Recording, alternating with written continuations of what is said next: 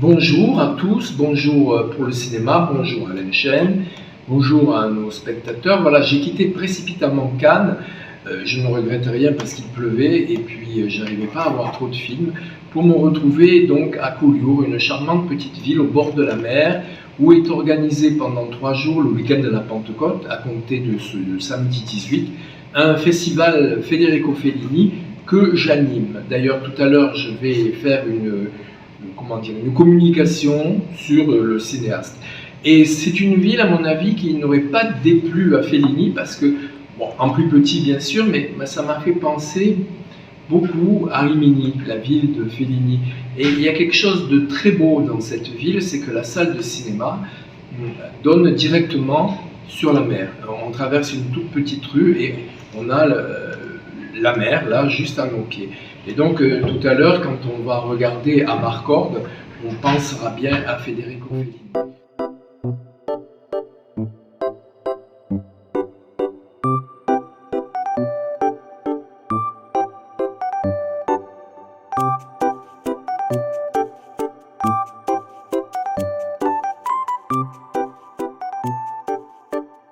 Alors Federico Fellini, on lui rend hommage aussi en même temps en Italie, à Rome, puisque c'est les 70 ans de La Strada.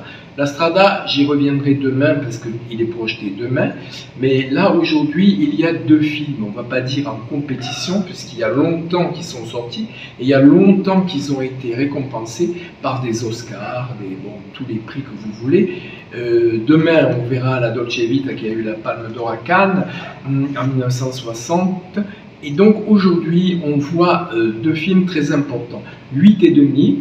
Alors 8 et demi, c'est son 8e film et demi si on fait des calculs qui sont propres à Fellini, c'est-à-dire il compte là-dedans les films entiers qu'il a réalisés, celui qu'il a co-réalisé et ceux qui sont des courts-métrages à l'intérieur de ce qu'on faisait à l'époque dans les films à sketch. Voilà. Alors, ça donne un calcul un peu compliqué, mais ça donne 8,5. Alors, il a longtemps hésité sur le titre, et finalement ce titre est devenu emblématique, parce que sans savoir là qu'il allait réaliser le chef-d'œuvre des chefs-d'œuvre, qui allait faire école ensuite pour tous les films qui vont se tourner dans la mouvance et de la nouvelle vague et de ce courant poétique félinien. C'est ce qu'on appelle de nos jours dans un jargon métafilm. En fait, c'est un film en abîme, c'est-à-dire un film dans le film. L'histoire est très simple et très compliquée à la fois. Fellini, après La Dolce Vita, a eu des tas d'ennuis avec la critique, le public, etc. Et il a fait une sorte de dépression. Depuis très longtemps d'ailleurs, c'était un homme qui était assez tendance, on dirait maintenant, borderline, un petit peu out et un petit peu high. Et là, c'est au moment où après ce gros travail et ce gros succès de La Dolce Vita qui tombe en dépression. Et il va faire une cure, et en même temps, il a commencé une cure également psychanalytique avec un psychanalyste jungien. Il commence une cure dans une ville d'eau, et là, il se dit, mais ça y est, je le tiens, ce film que j'arrive pas à faire. Ça sera l'histoire d'un réalisateur qui n'arrive pas à faire un film. Et mon film, ça sera l'histoire de ce réalisateur qui n'arrive pas à faire un film. Et ça sera un film. Voilà. Alors, on commande les décors, il trouve 2 producteurs, parce que chaque fois pour Fellini, ça coûte assez cher quand même, parce que c'est en studio, il faut le dire, depuis La Dolce Vita. Et donc, il commence ce travail, et là, il voit tous les employés de Cinecittà, et il y a la fête du début du film. Et là, il a un gros coup de blues, et il dit, je ne vais pas pouvoir le faire, ce film. Je ne sais pas par où le commencer, je ne sais pas quoi dire. Et il voit le chef machiniste, qu'on voit quelquefois dans ses films, qui s'approche de lui, qui dit, allons maestro, ce film, vous allez nous... Et là, il a un déclic. Il dit, je ne peux pas laisser tomber mon équipe. Et heureusement pour nous, heureusement pour le monde entier, et heureusement aussi pour lui et les producteurs, il fera le film. Voilà. Donc c'est 8,5, un film qui est on pourrait dire, une psychanalyse décousue, parce qu'en fait dans ce film, il s'auto-analyse, mais pas de façon freudienne, ni bien sûr lacanienne, mais jungienne, c'est-à-dire une psychanalyse qui est reliée à toute la théorie élémentiste, c'est-à-dire les éléments, le vent, l'eau, la terre, le feu, le rêve. L'eau est omniprésente dans ce film puisqu'on est dans une ville d'eau. Et il y a également la magie, il y a également le désespoir et la mélancolie qui traversent tous les films de Fellini. Alors, Amarcord en romagnol, c'est-à-dire le langage italien, enfin, j'aime pas dire patois, mais le dialecte, voilà, on va dire le dialecte d'Émilie-Romagne, ça veut dire je me souviens, a me ricordo. Et dans ce film-là, Fellini revient sur son enfance, celle qu'il a passée près de Rimini, d'abord à Gambettola, puis à Rimini, les débuts du fascisme, puisque Fellini étant né en 1920 et Mussolini ayant fait la marche sur Rome en 1922, on peut dire grosso modo que Fellini est né avec le fascisme et que il va traverser toute cette guerre, toute cette difficulté. Donc comme tous les enfants de l'époque, tous les garçons, il va devenir Balila, c'est-à-dire jeune chemise noire, on va dire, enfin jeune fasciste, puisque c'était obligatoire. Mais il a, dans ce film qui est une merveille, bien sûr, il a quand même une idée de génie. Il ne raconte pas sa vie à lui, il va raconter celle de Tita, son ami d'enfance, qui est devenu depuis avocat.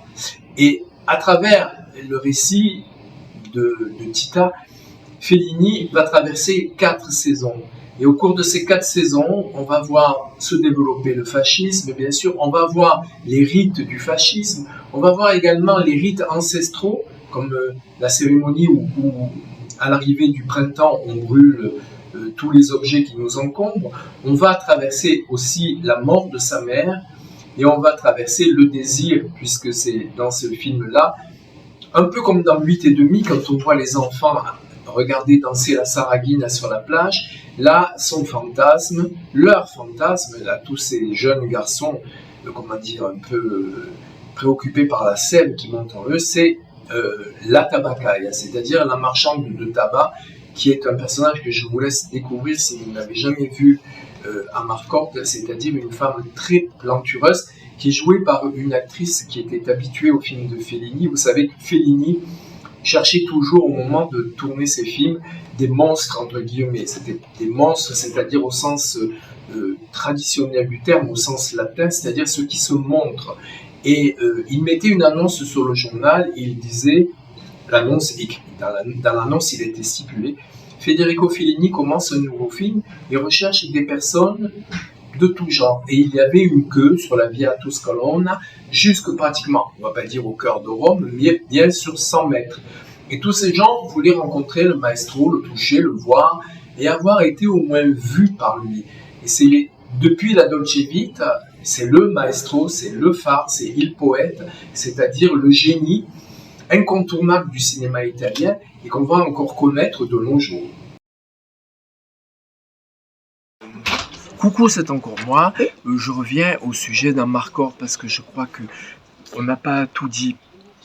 En fait, ce n'est pas simplement un film de comédie italienne, c'est un film beaucoup plus profond. Amarcord, c'est un film qui revient sur à la fois l'histoire de l'Italie, l'histoire du monde et aussi l'histoire de la famille. C'est pas vraiment la famille de Fellini, parce que comme je l'ai dit à plusieurs reprises, c'est plutôt la vie de Tita, son amie d'enfance, mais ça montre bien l'état de l'Italie dans ces années 30, c'est-à-dire à un moment particulièrement difficile du pays, où le fascisme venait de s'installer et les gens ne savaient pas comment ils pouvaient s'en sortir, si tant est qu'ils eussent envie d'en sortir.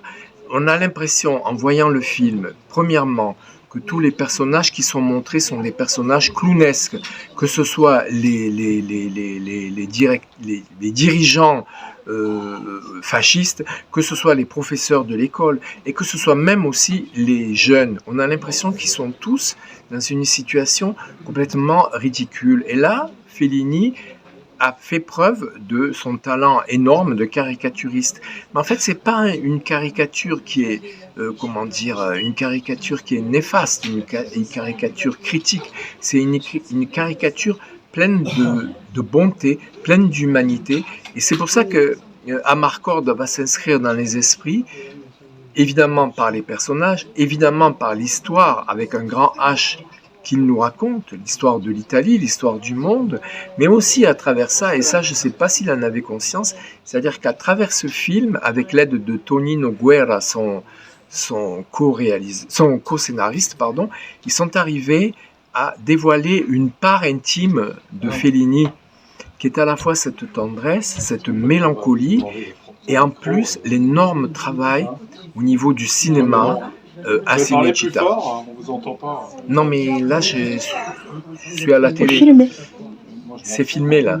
Voilà, bon ben c'est bon, merci.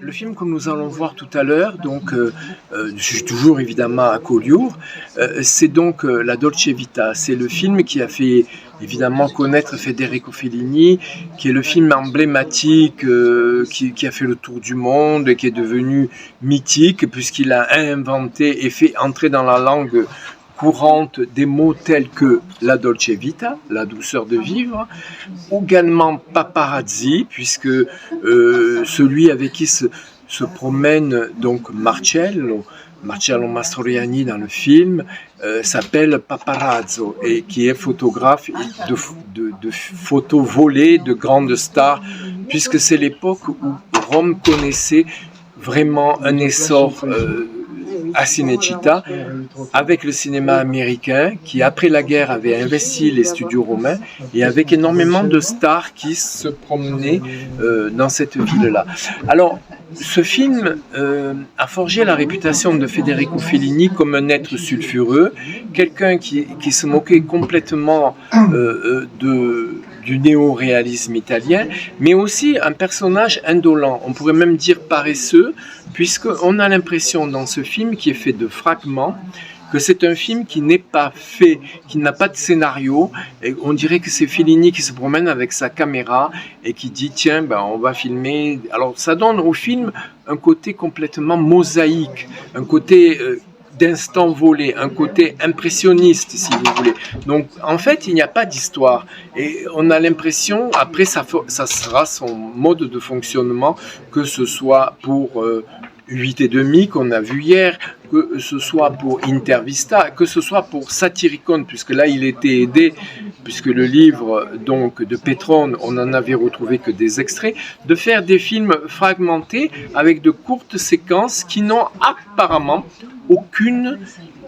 aucun lien les unes entre les autres.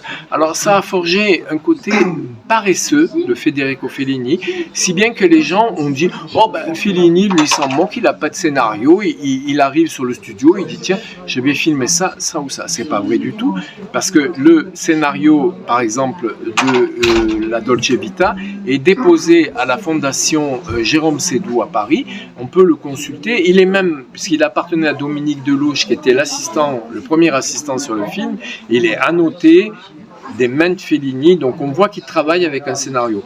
Or, il pouvait arriver le matin en se disant tiens, la lumière, je vais demander à ce qu'on la mette plutôt là que là, et je vais changer une ou deux phrases du scénario.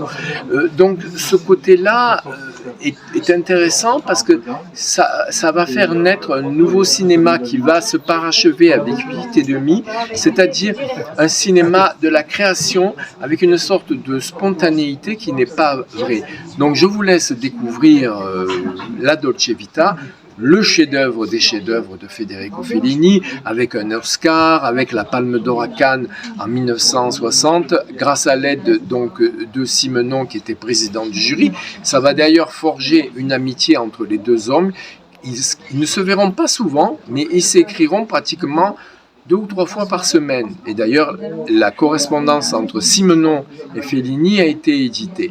Alors, au passage, j'en profite pour remercier le cinéma Le Mondial de Collioure, la municipalité de Collioure, Daniel Dubois, Henri, le responsable de l'association, et Marie-Charlotte Risetto, qui est évidemment à l'origine de ce projet et qui m'a fait très plaisir parce qu'en plus la ville de Collioure est magnifique.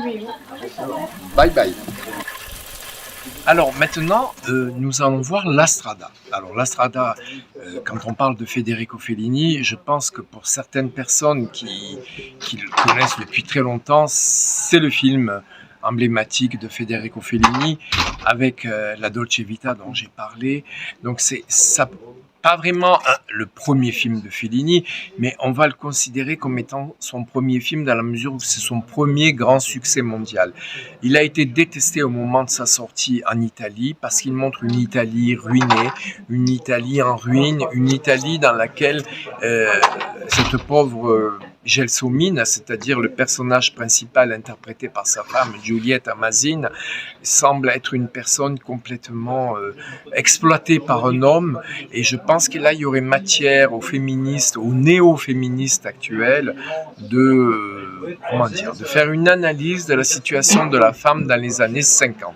Donc c'est un film de 1954 et qui a eu un retentissement mondial malgré le fait qu'il ait été très mal accepté en Italie pour les raisons que je viens de dire. C'est un peu grâce à la France d'ailleurs que ce film, grâce à Gilbert Salaca, ce film qui avait été détesté au Festival de Venise parce qu'il était en compétition contre Senso de Luchino Visconti, et c'est Senso qui a eu le prix à Cannes, le Lion d'Or, et Fellini n'a rien eu. Il était désespéré, et Giulietta encore plus. Giulietta, le film d'après, qui s'appelle Les Nuits de Cabiria, elle obtiendra d'ailleurs un Oscar de meilleure actrice. Là, ils n'ont rien eu, ni l'un ni l'autre.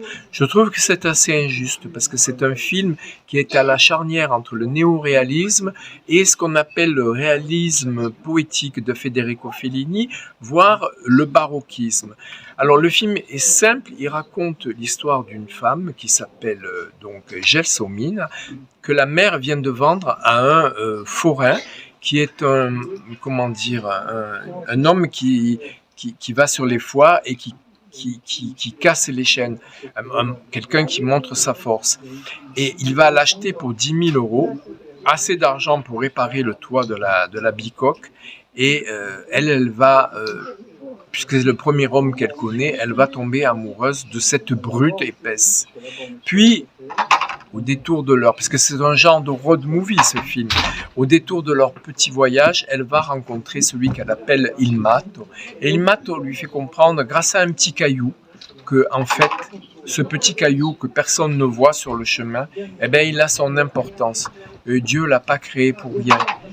Et elle, à partir du moment où il lui donne ce caillou, elle se dit, eh ben, moi aussi, je compte pour quelque chose.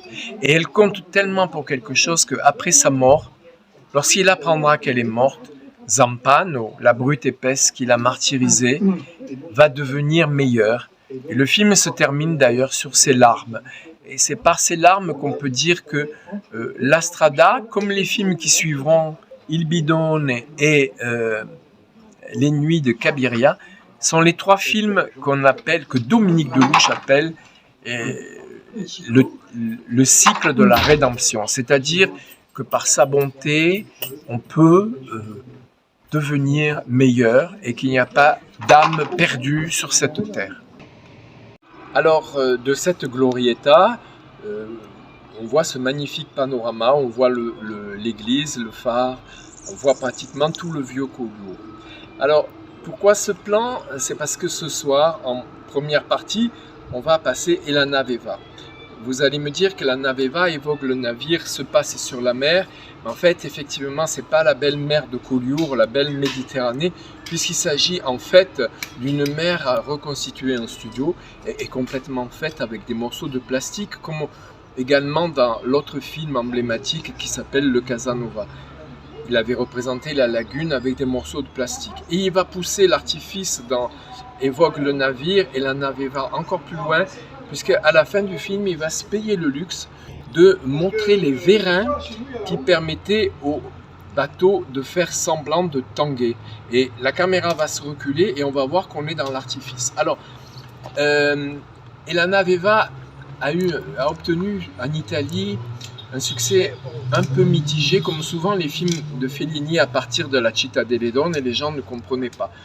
En revanche, il a énormément bien fonctionné pour la France parce que les gens y ont vu un opéra. En fait, c'est un opéra. Le film, en fait, est un hommage à Verdi et un hommage, peu de gens le devinent, mais ça, c'est quand même un hommage à Maria Callas, puisque le film raconte une histoire, encore une fois, très simple, mais magnifiquement développée.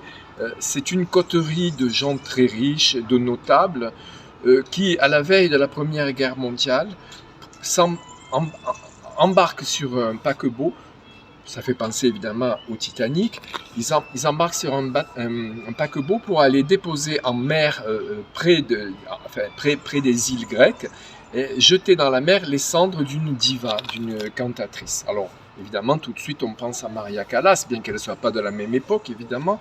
Donc ça, c'est évidemment la fantaisie fellinienne, et ça lui permet de développer une série de caricatures. En fait, on est dans un huis clos, on est dans ce bateau, on est pris dans la mer, et là, on va rencontrer des personnages étranges, on va rencontrer des gens qui jouent des morceaux de musique avec des verres en cristal, on va rencontrer, c'est d'ailleurs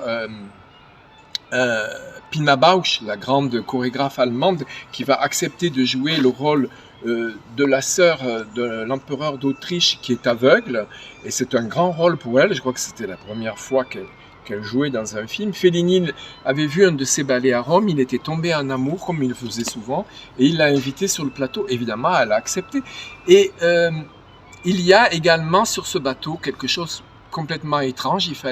C'est un bateau qui ressemble surtout la cale à un cirque, et il y a un rhinocéros qu'on transporte là, on ne sait pas pourquoi, et celui qui nous fait un petit peu comme dans Amarcord, c'est un genre de journaliste qui va traverser, faire des commentaires.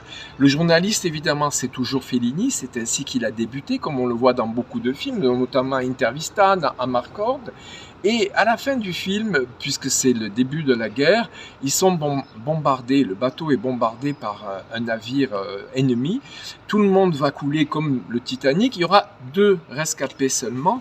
Il y aura le narrateur, le journaliste, sur une barque de sauvetage et accompagné du rhinocéros. Et le film va se terminer là-dessus. On va aller voir dans leur barque, leur chaloupe. Et le rhinocéros, en fait, on apprend, et ça c'est l'hermaphrodisme cher à Fellini, on apprend que ce n'était pas un mâle, mais une femelle, puisque le lait de cette rhinocéronte va nourrir tout le long le journaliste. Et ça, c'est vraiment très fellinien.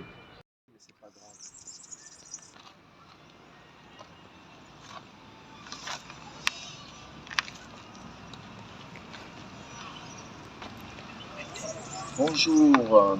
Alors, le deuxième film de ce soir, que nous allons voir ensemble ce soir, et qui va clôturer ce magnifique festival de Collioure, avec le soleil revenu, c'est donc Ginger et Fred. Ginger et Fred est un film qu'il a réalisé 7 ans avant sa mort. Il sera suivi de deux autres films, et dans ce film-là, il revient sur sa haine de la télévision berlusconienne. Fellini, on a souvent dit qu'il était un penseur, bien sûr, c'était à la fois un poète et un penseur, on pourrait même dire un mystique quelquefois, et un philosophe, et il avait prévu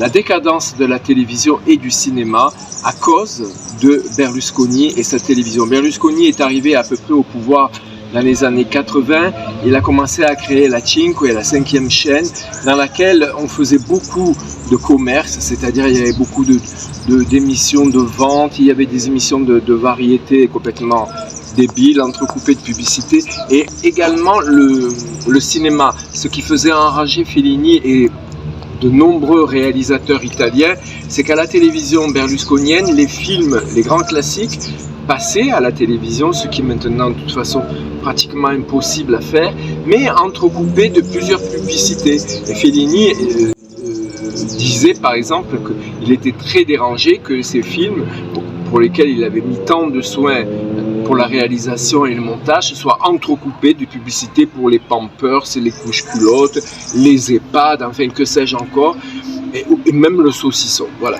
Alors c'est pour ça qu'il va s'en moquer au début, de Ginger et Fred, puisque Ginger et Fred arrivent dans la gare de Termini et c'est la fête du cochon. Donc il y a des tas de pieds de cochon immenses qui pendent dans la gare. Et pour lui, c'est le symbole de la vulgarité de notre civilisation mercantile et publicitaire. Voilà. Alors, ce film-là est une histoire très simple, en fait. La télévision berlusconienne a un concept qui a été développé et qui existe toujours. Bon, maintenant, ça a été un peu dépassé par la télé-réalité, c'est-à-dire, c'est une émission de télévision qui se passe dans les studios et certainement Cinecittà, parce que Cinecittà a été vendu aux studios de télévision pour réaliser des publicités et des séries, comme on va le voir d'ailleurs dans Intervista, un autre film de Fellini. Donc là, c'est un couple de, un homme et une femme. Ils sont interprétés par Giulietta Masini et Marcello Mastroianni. Ils s'appellent Ginger et Fred parce que 30 ou 40 ans avant, ils s'étaient fait connaître par un duo où ils imitaient Ginger Rogers et Fred Astaire. Et donc là, on les invite dans cette émission de sosie. Vous verrez le film, vous verrez qu'il y a des tas de sosies qui sont réunis. Et donc, on les invite parce qu'en fait, ils sont les sosies de Ginger Rogers et Fred Astaire. Ils ne se sont pas vus, les deux protagonistes, depuis très longtemps. Donc, ils vont se retrouver bien des années plus tard dans cette gare de Termini.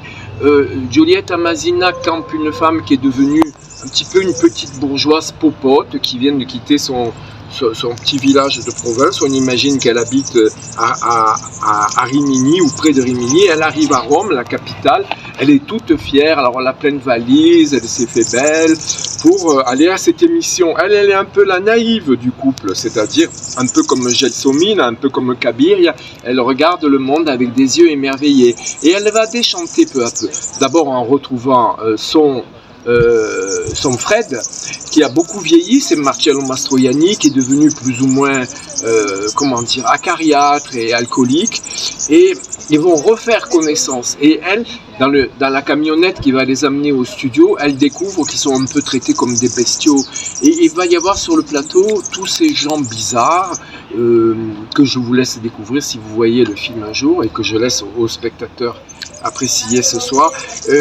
Il y a une panne de courant et c'est d'un seul coup un moment magique comme Fellini sait le faire, c'est-à-dire que sur le plateau, les bruits se sont tus, le présentateur s'est enfin arrêté de bavasser, et là ils se retrouvent tous les deux dans cette espèce de solitude étrange qui n'arrive jamais sur les plateaux de télévision, c'est-à-dire le moment où on se retrouve, et ils retrouvent en fait pratiquement et leurs souvenirs et cet amour qu'il y avait entre eux. Et le film se termine de façon très mélancolique, comme toujours c'est chez Fellini, puisqu'ils vont se quitter dans la même gare de Termini, après cette prestation qui n'en est pas une, parce qu'ils sont quand même arrivés à danser, à faire des claquettes, et c'est la vie. C'est-à-dire que la vie les emporte chacun vers leur destin. Donc c'est un film qui n'a pas été très distribué. Il n'a pas eu un énorme succès malheureusement, bien que de mon point de vue c'est un des films très importants de la filmographie de Federico Fellini à découvrir.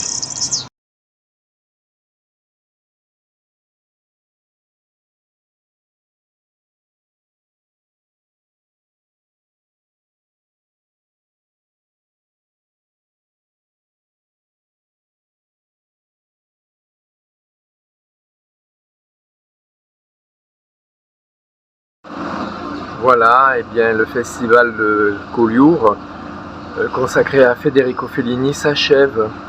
Enfin, c'est achevé hier soir, mais tout à l'heure je vais quitter cette jolie ville des Pyrénées-Orientales qui va me laisser de très beaux souvenirs et pas seulement cinématographiques. Alors là, je suis sur le balcon de mon hôtel, enfin l'hôtel où on m'a logé, les Templiers, qui est en plein cœur de la vieille ville, et puis au fond, peut-être apercevez-vous la mer.